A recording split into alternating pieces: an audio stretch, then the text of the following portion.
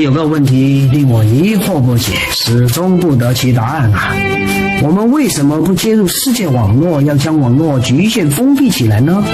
按理说，我们有这么优越的社会制度，有这么强大的民族凝聚力，有这么悠久的历史文化传承，有这么为民谋福祉的政府和日益高涨的人民幸福感、获得感，我们为什么不向外展现和输出我们优秀的价值观呢？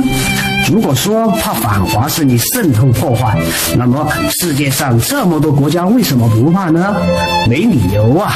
我们优越的制度衍生出来的大国自信和风范，我们的凝聚力和强烈的民族自豪感都到哪里去了呢？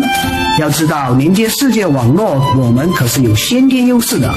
我们14亿人就如同14亿个宣传员，可以将我们优越的社会制度，一心只为人民谋幸福、任劳任怨、毫无私心的功夫的事迹和后发赶超、越来越强大的祖国呈现给世界人民，让整个世界都知道，屹立于世界民族之林的我们，正以大国的自信、担当和风范，引领着世界走向文明。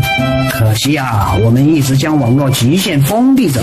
不与世界网络接轨，不仅无法将我们优越的制度、厚重的历史文化和幸福的人民生活等优秀的东西向外输出，反而会让世界有一个错觉，好像我们封闭网络是做了很多见不得人的事一样，害怕世界知道。我的祖国啊，开放网络吧，展现您大国自信和担当的风范吧！你要相信14亿宣传员所释放出来的能量将会是摧枯拉朽、所向披靡的。加油，我的国！